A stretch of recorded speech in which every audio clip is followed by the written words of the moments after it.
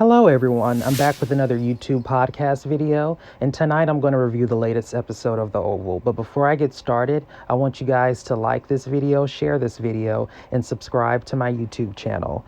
So this episode starts off with Donald and Kyle, and they can't find Jason. That's what the topic of discussion is about. They can't find Jason anywhere in the White House. Recently, in the last episode, Jason called Victoria and Hunter on a burner phone, and they were trying to track the burner phone down. However, what Sam did is he pinged the phone, and he pinged the phone off of a phone that was located in the White House. So everyone is thinking that Jason is somewhere in the White House, but nope, Jason is at Alan's apartment. Kyle also tells Donald that Lily let Officer Heller go, and he also informs Donald that Hunter caught Victoria and Eli in the Oval having sex. So it's been a long day. Donald is stressed out. He doesn't feel like dealing with it. He doesn't feel like hearing all this. Jason's at Alan's apartment. He needs Alan's help. Alan cannot help Jason because he already has his own issues going on. Dale is at the apartment, and Dale, there's only so much he can do because he's already tied in with some mess with Sharon, Kareem's cousin, and Alan. Dale has a lot going on. Dale, all of a sudden, Kyle shows up when Dale is about to leave because actually, before I get to that, Dale saw that Jason was in Alan's apartment because Dale was spending the night at Alan's apartment. He saw that Jason Franklin was in Alan's apartment, and he's surprised because he's thinking that, just like the rest of the world, he was thinking that Jason was dead. So now, this is just getting too much for him, so he wants to leave. When he opens the door, Kyle is standing at the door. And I was thinking that Kyle heard everything. I was thinking that Kyle was going to try to barge his way into Alan's apartment, but he didn't. Thankfully, he didn't. Dale decides to go with Kyle, and they go for a drive. When they leave, Alan goes to his room because what happened was Jason Franklin, he was trying to hide in Alan's room when Dale woke up and when Kyle was at the door. But when Alan went back to his room after Dale and Kyle left, Jason was gone. So we don't know where Jason went. Donald gets home and he sees a security guard with a bloody head, and the security guard is handcuffed. Donald gets angry with the guard and he punches him in the stomach. He calls the guard weak. He said that there was a time when these agents would shoot a person, or I forget exactly what he said. I'm paraphrasing. There was a time said something about there was a time when these agents would shoot somebody, but he thinks that these agents are so weak now. So Donald gets upset and he punches the agent in the stomach. Lily and Donald, they have a little banter, and Lily calls out Donald for being a narcissist, and she calls him out for being someone that felt abandoned by their father. It's not too much else that happens in this scene. What other highlights happen during this episode? Priscilla and Alonzo meet. So this is a huge highlight that occurred during this episode. Alonzo spills the tea, and he tells Priscilla that there was a DEA agent that told the drug dealers to lace Hunter's cocaine with fentanyl. Fentanyl. I keep on mispronouncing that. And apparently the DEA agent's wife was sleeping with one of the drug dealers. And he also revealed that there was a lady that's working with the DEA agent, and apparently the lady that works with the DEA agent is in the White House. The lady that's working with the DEA agent, their number is coming from the White House. However, when Alonzo tried to look into this and tried to look at the number, it's scrambled. So he doesn't know what the number is or where it's coming from. But what they do know is the number came from someone in the White House. He also informs Priscilla that Victoria was having sex with Eli. So now Priscilla has to tell Simone about the affair that Victoria is having with her husband. Nancy shows up to Priscilla's house, and Alonzo, he leaves out the back the back way of Priscilla's house.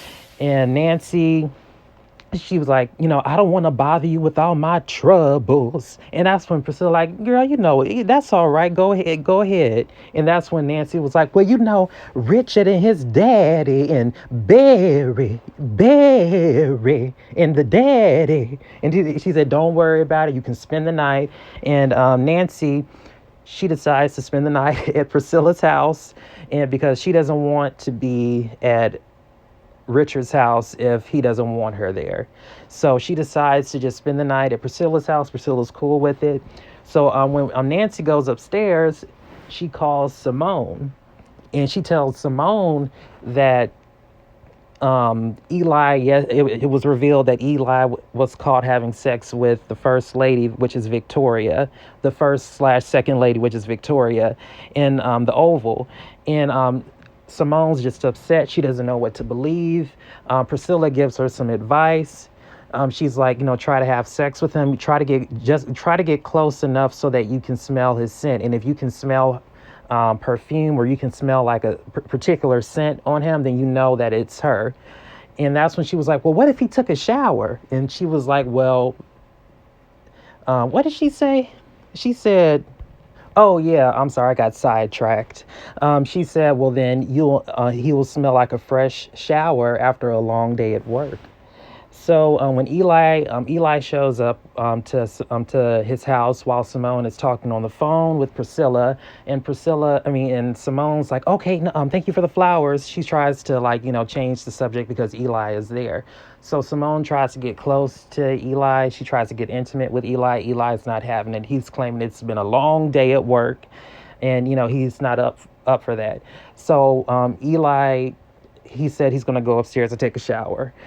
So he goes and takes a shower, and then that's when automatically Simone calls Priscilla again, and and then all of a sudden she starts yelling, saying she wants to break his neck, and she just she's upset. She's talking loud, so I'm like, he's only upstairs. I'm wondering if he could hear her, because she was speaking so loud. I was thinking that don't he's just upstairs. But Nancy, you already talked about her. Victoria calls Donald, and she's upset because no one can find Jason. She mentions that she noticed that the guards that were restraining her, she didn't recognize them. And Donald revealed that the former president asked for, no, Hunter contacted the former president and asked to get, different agents. Like, he wanted the agents that the former president had. So that's why she didn't recognize them. And then, like, at the end of this episode, this was like another huge highlight. Alonzo brings in Trina, and Trina is she's the DEA agent's wife.